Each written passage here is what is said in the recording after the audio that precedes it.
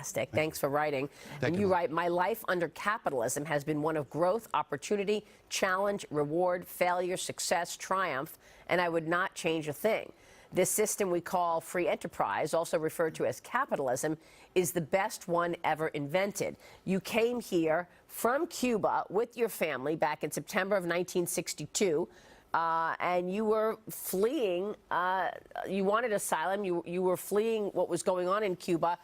Before we get to the story, you have a Gallup poll this morning, John. 4 in 10 Americans embrace some form of socialism. And it's even worse when you look a little deeper into these Gallup numbers. 51% of Americans say that socialism would be a bad thing. 43% would be a good thing. Only 51% of Americans say socialism would be a bad thing.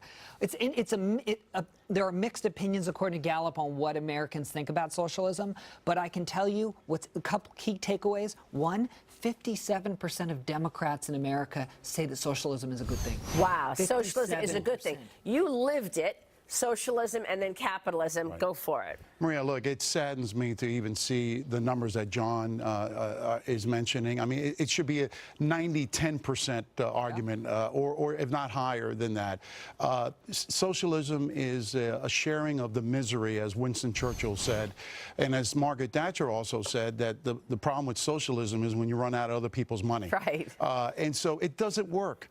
Give me one example, Mr. Sanders, or anyone else on the socialist side where it has worked worldwide. Venezuela, Cuba, the Soviet Union, Eastern Europe, it does not work. Well, we had some socialists on the show. Nomiki Konks, she said she's not an out-and-out socialist, but she's a socialist with some safety nets. I mean, I don't know what that is, but do you think maybe that people are not understanding what socialism means? Well, that's why you're seeing the numbers that you're talking about. That's exactly right. You don't see it, and it's borne out in the deeper dive, which is Americans, by and large, 75% of Americans support a free market for technological innovation. Mm-hmm. So as it relates to, they get that the free market works, but they're frustrated with things like health care and the environment. And the income inequality. Income inequality.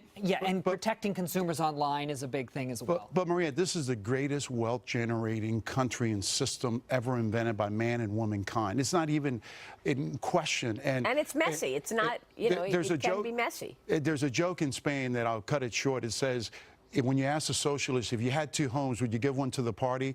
The answer is yes. And then you ask him, how about those 2 bicycles over there? Would you give one to the party? He says, no, those are mine.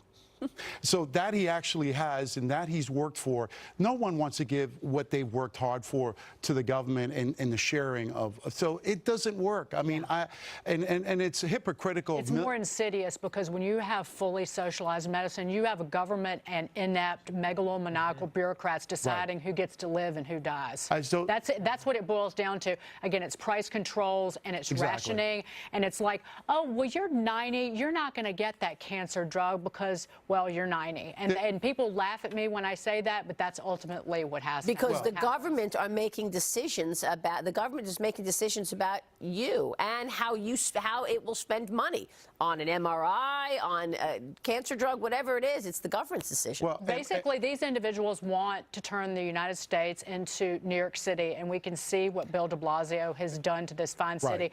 And the very people in need here, the most vulnerable, they get ignored. By these bureaucrats. Look what Governor Cuomo said. He said, first, they told us to tax the rich. Now they're leaving.